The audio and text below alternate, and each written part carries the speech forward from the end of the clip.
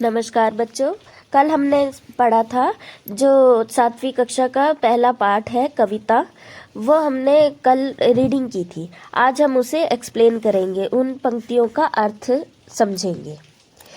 कविता का नाम है हम पंछी उन्मुक्त गगन के। पंछी मतलब पक्षी और उन्मुक्त गगन, उन्मुक्त मतलब खुला स्वतंत्र, गगन मतलब आसमान। हम खुले आसमान में रहने वाले पक्षी। इस कविता में पक्षी जो है अपनी व्यथा व्यक्त कर रहे हैं। हम पंछी उन्मुक्त गगन के, हम पक्षी खुले आकाश में रहने वाले पिंजर बंद न गा पाएंगे। हम पिंजरे में बंद होकर गा नहीं पाएंगे।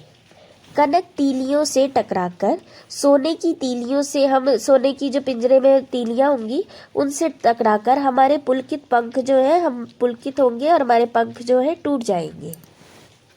हम बहता जल पीने वाले, हम बहता हुआ जल पीने वाले पक्षी हैं। हम नदियों का जल पीते हैं स्वतंत्र पक्षी। हम भूखे प्यासे मर जाएंगे भूखे प्यासे। कहीं भली है कटुक नवोरी, कनक कटोरी की मैदा से। हमें कनक मतलब सोना, सोने की कटोरी में मैदा से हमें कटुक निवोरी, कटुक मतलब कड़वी और निवोरी मतलब नीम का फल। हमें सोने की कटोरी में से मैदा से हमें कड़वे फल नीम के ज़्यादा अच्छे लगते हैं। कहीं भली है कटुक निवोरी, कनक कटोरी की मैदा से। स्वर्ण श्रृंखला के बंधन में, स्वर्ण मतलब सोना और श्रृंखला मतलब जंजीर। हमें जो ये सोने की जंजीर में हम बंधे हुए हैं, अपनी गति उड़ान से भूले, इससे हम अपनी गति और उड़ान भूल चुके हैं। बस सपनों में देख रहे हैं तरु की फुनगी पर के झूले। हम सपनों में क्या देखते हैं? तरु की फुनगी, तरु होता है पेड़ और फुनगी होता है लंबी लंबी डालियाँ सी होती है, उस पे झूला लगाते हैं, झूला में झूलते हैं। तो बोला कि हम अपने सपनों में हम पेड़ों पर झूलते हैं और स्वर्ण श्रृंखला में हम अपनी गति उड़ान सब भूल चुके हैं। ऐसे थे अरमान की उड़ते, हमारे अरमान तो ऐसे थे, अरमान मतलब इच्छा, हमारी भी इच्छाएं थी। हम ऐसे सोचते थे कि नीले नभ की सीमा पाने, हम नभ मतलब आसमान, हम नीले आसमान में सीमा तक उड़ जाए, सीमा को पाने की हम कोशिश करते थे।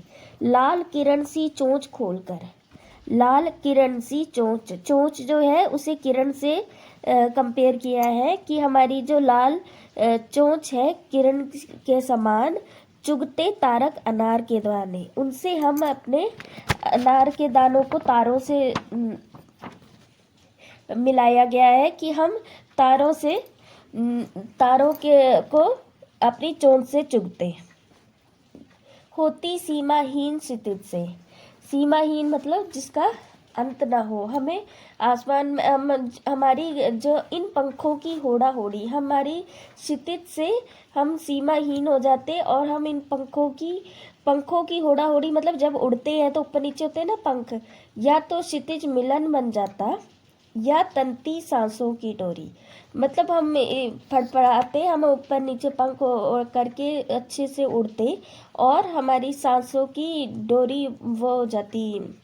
जैसे हम सीमाहीन क्षितिज से जब उड़ते और तो हम क्षितिज मिलन बन जाता, हमारा मिलन बन जाता पंखों का और सांसों की डोरी तन जाती। नीड़ न दो चाहे टहनी का, नीड़ किसे बोलते हैं? नीड़ बोलते हैं घोंसले को। चाहे हमें टहनी पर घोंसला मत दो, पर आश्रय छिन्न भिन्न कर डालो। और हमारा आश्रय क्या है? आश्रय जो जिस जगह में हम रहते हैं वो हमारा आश्रय होता है। चाहे हमें हमारा घोंसला तोड़ दो, हमारा आश्रय, हमें रहने की जगह मत दो, उसे भी छिन्न भिन्न, उसे भी तोड़ दो। लेकिन पंख दिए हैं तो, पर लेकिन भगवान ने हमें पंख दिए हैं तो आकुल उड़ान में विघ्न न डालो, तो हमारी उड़ान में हमें विघ्न न डालो, मतलब हमें बांध कर मत रखो। इस कविता में यह बताया गया है कि पक्षी जो है वह स्वतंत्र रहना चाहते हैं और जो मनुष्य है, मनुष्य को भी पक्षियों को पकड़कर उन्हें पिंजरे में बंद करके नहीं रखना चाहिए।